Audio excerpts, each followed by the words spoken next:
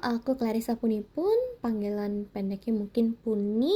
Dan hobiku itu banyak yang berhubungan dengan seni seperti musik, kemudian juga ada nonton, dan juga belakangan lagi lumayan suka nyoba-nyoba hal-hal baru sih. Kapan pertama kali berkecimpung di dunia cosplay dan di umur berapa?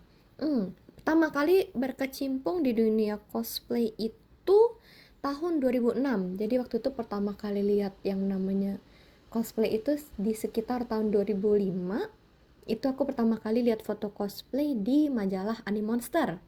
Lalu aku kayak tertarik dan ngajak teman aku buat coba datang ke eventnya, karena waktu itu kebetulan dia ada announcement event di Jepangan di tahun 2006 bulan Juli, seingat aku Hilton Matsuri nama eventnya, atau JI Matsuri. Apa yang membuat Anda tertarik terjun di dunia cosplayer? Oke, yang membuat aku tertarik itu awalnya karena biasanya aku dan teman aku ini, dia juga sekarang jadi costume maker aku, Bedaklo. Jadi aku dan Bedaklo itu dulu suka banget gambar gitu. Jadi kita nyalurin passion kita terhadap karakter favorit atau series favorit di komik atau anime itu dengan menggambar karakternya gitu. Nah, begitu aku melihat ada cosplay, ada foto cosplay, terus aku kayak mendapatkan suatu pencerahan gitu yang kayak, wah, ternyata kita bisa dress up atau dandan jadi karakternya juga ya. Jadi nggak cuman hanya kita gambar, atau misalnya aku bikin cover lagunya gitu, ternyata bisa di cosplaykan gitu, bisa di dandan, di dress up kan gitu. Dan dari situ aku kayak, ih, pingin coba, kayaknya seru. Akhirnya terjun ke event dan kayak ketemu teman-teman cosplayer lain, kenal-kenalan. Dan dari situ bener-bener kayak happy banget bisa ketemu teman-teman yang suka seri yang sama, dan juga bisa diajak collab bareng juga untuk cosplay bareng waktu itu. Pengalaman pertama kali seperti apa kejadiannya dan cosplay jadi apa? Jadi pengalaman pertama kali di tahun 2006 itu di event yang JI Matsuri Hilton itu, aku dan Bedaklo berdua cosplay dari karakter Gunslinger Girl namanya, mungkin nggak terlalu mainstream ya. Lalu aku cosplay jadi Riko, dan Bedaklo tuh cosplay jadi Henrietta. Jadi kayak kita berdua cosplay bareng jadi bocil-bocil cyborg gitu. Dan waktu itu tuh belum ada wig, Kak. Jadi belum ada yang namanya wig. Terus kayak belum ngerti soal kostum maker dan lain-lain, karena memang nggak ada kostum maker saat itu.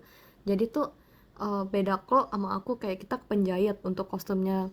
Beda Klo karena modelnya sangat-sangat susah, jadi pakai penjahit gitu, kayak minta tolong penjahit untuk bikin seperti ini. Kemudian untuk kostum aku sendiri, kebetulan karakternya tuh pakainya cuman kayak turtleneck hitam, celana kargo, dan bawa senjata gitu. Jadi kayak Steve Jobs tapi pakai senjata gitu.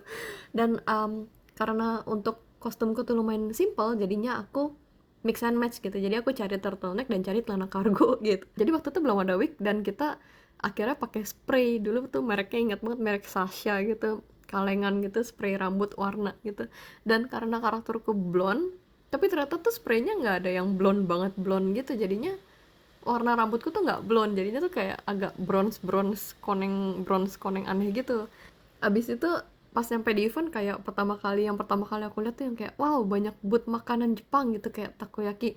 Terus yang kedua yang aku inget banget itu, aku lihat ada cosplayer ini, Yasha, lagi makan mie sambil duduk di trotoar. Terus aku kayak, itu adalah apa yang visual pertama yang aku lihat dari event itu gitu. Jadi benar-benar sangat memorable banget. Terus kayak, wah, gila, ada ini Yasha lagi makan mie gitu. Terus benar-benar seru banget, dan ketemu teman-teman yang ada yang cosplay Gunslinger Girl juga. Terus yang bikin kaget tuh ternyata diajak foto, karena waktu itu kita nggak tahu kalau di event itu kirain cuman kayak pengunjung event gitu kan, dateng jajan nonton gitu. Ternyata cosplayer tuh juga diajak foto. Jadi di situ kaget banget, karena waktu tuh aku dan bedak lu tuh tomboy banget, dan kita tuh nggak suka di foto. Jadi begitu kayak diajak foto, kita kayak nolak kan juga nggak enak ya. Terus yang kayak, oh ya udah gitu, tapi kita kayak mukanya super awkward gitu karena nggak fotogenik. Dan itu dandanannya juga yang kayak cuman pakai bedak doang gitu kan, nggak ngerti dandan gimana. Itu sih pengalaman pertamanya sih. Apakah Anda nyaman selama menjadi cosplayer hingga saat ini? Mengapa? Kalau dibilang nyaman, nyaman sih, karena aku ngerasa dengan cosplay itu aku bisa nyalurin rasa seneng aku, rasa suka aku terhadap karakter itu gitu. Kayak ada rasa kepuasan sendiri ketika kita bisa cosplay karakter itu dan kita suka dengan hasilnya gitu. Nggak harus dengan pengakuan orang lain suka gitu baru happy, nggak sih. Jadi sih nyaman banget untuk cosplay, dan aku bisa lihat aku bakal cosplay terus sampai mungkin tua gitu, mungkin nyesuaiin juga dengan karakter, mungkin kalau udah nenek-nenek juga bakal cosplay karakter nenek-nenek gitu yang sesuai gitu. Dan dari cosplay tuh aku kayak nemuin banyak hal yang aku tidak tahu tentang diri aku sendiri. Jadi kayak dari cosplay itu aku kayak bisa sadar ternyata aku tuh senang untuk seni gitu, senang seni kayak crafting dan lain-lain, terus kayak suka kreatif, kayak ngide kalau ini nggak bisa pakai ini bahannya, pakai ini polanya, pakai ini. Jadi kayak belajar banyak banget dari cosplay, fotografi, sosialisasi, kemudian juga bisa keluar negeri atau keluar kota juga, yang tempat-tempat yang aku nggak mungkin datang ke sana sendiri gitu atas kemauan sendiri, karena bingung juga ngapain gitu kan, nggak ada temen, nggak ada apa gitu kan. Jadi kayak berkat cosplay tuh kayak aku bisa travel juga keliling-keliling Indonesia dan juga luar Indonesia. Kalau pertanyaan nomor 5, pernah dapat hate comment nggak? Jika iya, apa tanggapan Anda mengenai hal itu? Hate comment sih pasti ada ya. Kalau dulu sih nggak terlalu banyak ya. Dulu tuh mungkin karena komunitas cosplay belum sebesar sekarang. Jadi orang-orangnya pun sebenarnya cuma itu-itu aja. Jadi hate comment yang didapat zaman dulu tuh sebatas mungkin kayak kamu nggak cocok cosplay ini, kayak cuman gitu doang. Dan itu menurut aku kayak ya udahlah, aku juga cosplay bukan buat dia gitu kan, aku kan cosplay buat aku sendiri gitu. Kalau sekarang itu banyak kan ya, karena sekarang orang-orang awam sudah tahu cosplay itu apa gitu, dibandingkan dulu. Kalau dulu tuh kita bilang cosplay tuh mereka apaan tuh cosplay, apaan tuh cosplay gitu. Kalau sekarang orang udah memakai kata cosplay untuk sehari-hari gitu, kayak untuk pembicaraan topik sehari-hari yang kasual gitu-gitu. Sekarang tuh jadi kayak banyak banget yang body shaming ya, mungkin kalau aku lihat head comment-nya tuh lebih kayak body shaming, atau mungkin sexual harassment termasuk head comment gak sih? Sexual harassment itu bukan based on head kan ya sebenarnya, tapi salah satu jenisnya mungkin ya. Jadi body shaming dan sexual harassment, nanggepinnya gimana? Kalau misalnya aku nanggepinnya itu biasanya aku cukup restrict atau aku mute atau aku filter. Jadi misalnya kayak ada yang body shaming itu sebenarnya bukan kritik yang membangun gitu kan, kecuali kalau memang dia tiba-tiba bilang kayak kayaknya buat karakter ini untuk meningkatkan bicep kamu bisa melakukan set ini nih buat training nih, mungkin untuk weightlifting, dan itu kan baru kritik membangun ya. Tapi kalau misalnya yang kayak uh, apa dikatain, biasanya kan orang biasa dikatain kekurusan atau kegendutan gitu, itu kan nggak membangun apa-apa gitu, dia bisa bantu apa, dia cuma bisa nyinyir doang gitu. Jadi aku biasanya filter aja kata-kata yang udah pasti nggak membangun gitu, yang kayak gendut, jelek, segala macam, itu menurut aku kan nggak membangun ya. Jadi as simple as that gitu, jadi nggak usah diperpanjang lagi, kayak oh ya udah gitu. Nomor 6, antara full set kostum dan makeup, mana yang lebih mahal? Pasti kostum sih. Jadi jujur untuk makeup aku tuh nggak terlalu jago makeup, jadi aku banyak banget trial and error, dan aku banyak banget dapat pembelajaran makeup tuh dari teman-teman aku kayak si Maca gitu. Dia juga kadang suka ngasih ini, ada tips makeup kayak gini loh. Jadi makeup aku tuh nggak terlalu banyak gitu sebenarnya. Jadi makeup itu cuman primer atau sunblock gitu. Biasanya sunblock aku jadiin primer, foundation, concealer, saya eyeshadow, mascara, eyeliner, lipstick, terus contouring juga cuman shading gitu doang sama highlight, terus udah beres gitu. Kalau kostum lebih mahal sih. Kostum itu kayak bisa habis 10 juta kalau misalnya kostumnya ribet banget, dan propsnya juga banyak ya, yang armor gitu. Harga tertinggi yang pernah Anda keluarkan untuk hobi cosplay ini, seingat aku sih itu hampir 10 juta kayaknya. Yang aku ingat lumayan mahal itu salah satunya yang lagi aku bikin sekarang tuh Kobo Kanairu, virtual youtuber Hololive Indonesia. Terus ada Layla Mobile Legends yang full sampai armor dan senjata-senjatanya. Nomor 7, kostum cosplay apa yang paling ribet? Kostum cosplay yang paling ribet ya? Feeling aku, karena aku belum pakai full, tapi kemungkinan kostum Kobo Kanairu aku bakal jadi yang salah satu yang paling ribet. Itu ukuran box wignya, dan juga saat aku pakai wignya tuh gede banget dan kaku, dan aku tuh nggak terlalu bisa gerakin pundak aku sama tangan aku, jadi kayaknya paling ribet itu sih. Nomor 8, bagaimana cara membangun interaksi dengan para followers? Oke. Kalau aku sendiri, aku kan cosplay bukan buat profesi, tadinya aku cosplay kan buat for fun doang kan, jadi kayak followers itu buat aku bonus aja lah. Kalau ada orang-orang yang suka dengan karya kita tuh bonus buat aku nganggap mereka juga kayak temen ya. Menurut aku mereka kayak temen gitu, kayak temen yang memang mereka apresiasi karya aku juga apresiasi support mereka gitu.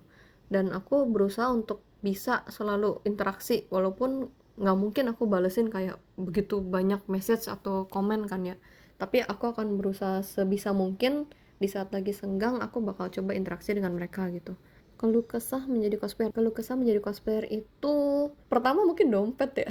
Langsung tipis karena kostum tuh mahal. Memang lebih prefer untuk punya kostum sendiri dibandingkan rental gitu. Kemudian selain dompet, keluh kesahnya tuh mungkin waktu dan tenaga sih. Jadi kayak tenaga dan lain-lainnya tuh nggak bisa semaksimal mungkin, dan itu aku sedih banget karena aku masih pengen banget bisa kayak crafting, bikin gitu. Mungkin nanti kalau Puni House udah jadi bisa lebih ada waktu dan space buat ngerjain crafting itu. Nomor 10, apa yang membuat Anda dapat bertahan menjadi cosplayer? Karena passion sih menurut aku, karena memang aku suka cosplay gitu.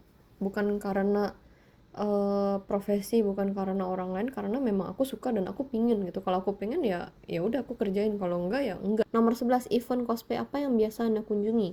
Nah, karena dulu tuh sering ngunjungin kayak event jarang banget dulu pas awal cosplay. Jadi kayak setiap ada event tuh kita pasti datang gitu, karena kayak kapan lagi. Cuman waktu sejak Ava gitu kayaknya event tuh banyak banget gitu, kayak tiap bulan tuh, tiap minggu tuh ada event akhir minggu gitu. Jadi kayak sebulan 4 kali lebih tuh event yang aku biasa kunjungi, banyak kan event kerjaan gitu, event yang ngundang aku.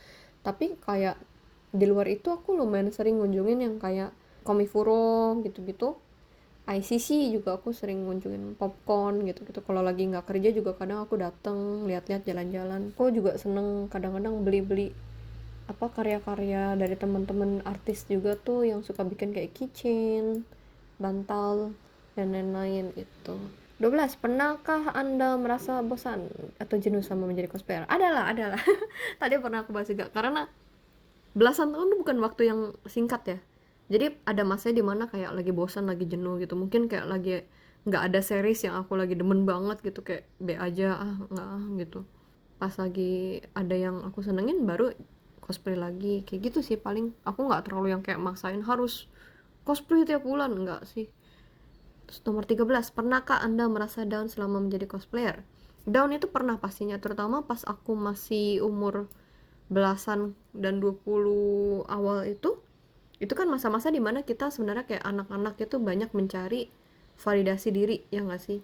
Jadi masa-masa itu, umur-umur itu menurut aku tuh sangat-sangat wajar untuk orang bisa merasa down, karena pasti kita ada masa dimana kita tanpa sadar atau secara sadar membandingkan diri dengan orang lain, karena sebagai manusia mencari suatu patokan. Tapi seiring waktu sebenarnya tuh kita nggak harus membandingkan diri dengan orang lain gitu, karena lebih baik kita membandingkan diri dengan diri kita di masa lampau, karena itu lebih relevan menurut aku, dan faktor pembandingnya pun juga lebih apple to apple, sebanding gitu. Kita nggak bisa bandingin ikan dengan anjing gitu loh, karena ikan bisa berenang, anjing tidak hidup di air gitu. Jadi kita nggak bisa banding-bandingin kayak gitu. Dan menurut aku zaman sekarang banyak banget yang pasti ngerasa down seperti itu, apalagi sosmed ya. Dunia sosmed itu kan kita dengan tanpa semau kita pun kayak kita bakal melihat lifestyle orang lain, pencapaian orang lain gitu. Dan menurut aku itu sebenarnya nggak sehat sih buat anak-anak untuk membandingkan diri sama orang-orang di sosial media, karena di sosial media itu kita hanya menampilkan yang terbaik. Ini menurut aku nggak relevan kalau kita bandingin diri sama orang lain. Jadi menurut aku untuk yang sekarang ini sih udah nggak pernah ngerasa down gimana sih, kayak biasa aja gitu. Nah, sekarang 14. Pengalaman apa yang paling berkesan ketika menjadi cosplayer? Banyak banget, tapi mungkin yang paling wow gitu, yang paling kayak mind blowing gitu, kayak aku nggak nyangka cosplay bisa membawa aku jadi seperti ini tuh. Kayak aku bisa diundang sama pemerintah Fukuoka untuk jadi ambasador di sana. Kemudian kayak pernah juga dikontak sama tim lab. Mungkin kalau kalian pernah dengar tim lab itu, dulu dia bikin kayak eksibisi yang lampu-lampu semua gitu, yang terkenal sih tim lab itu, dan kerjasama sama Microsoft juga di Jepang. Jadi kayak waktu itu diundang ke Fukuoka, itu satu. Itu yang satu lagi tuh masuk billboard di Shibuya Crossing buat projectnya Microsoft sama tim lab itu. Jadi kayak gila ya, cosplay kok bisa bawa sampai kayak gini gitu loh. Kayak aku mana mikir sih pas awal cosplay yang kayak aku akan masuk TV Jepang dan akan masuk billboard Jepang, enggak lah gitu, nggak kepikiran gitu. Jadi itu mungkin yang paling menarik dan berkesan ya. 15. Apa harapan Anda ke depannya? Harapan aku ke depannya sih komunitas cosplay di Indonesia bisa jauh lebih baik dalam banyak arti ya, kayak kualitas iya pasti. Sosialisasi antar cosplayernya itu sih, karena aku juga nyadar karena yang tadi aku ngomongin soal merasa down dan membandingkan diri, kalau istilah kasarnya tuh mungkin kayak sikut-sikutan anggapannya gitu. Dulu juga ada, dulu tuh lebih kayak gini, kalau misalnya ada yang udah cosplay karakter A, nanti dibilangnya ngikutin gitu, dibilangnya kok dia ikut-ikutan sih cosplay, misalnya cosplay Sailor Moon gitu, padahal cosplay karakter itu kan bukan milik kita gitu. Jadi kalau menurut aku cosplaynya sama, ya udah, bukannya bagus, berarti sama-sama suka karakternya kan, dan kalian memang berarti kan kalian punya something in common gitu loh, yang bisa diomongin dan bisa diobrolin bareng gitu loh, dibandingkan kalau misalnya malah ih dia cosplay ini duluan gitu. Jadi menurut aku sih semoga kedepannya di Indonesia komunitas cosplaynya juga bisa lebih baik lagi lah, dan gak banyak body shaming dan lain-lain kayak gitu sih menurut aku, begitu. Terima kasih.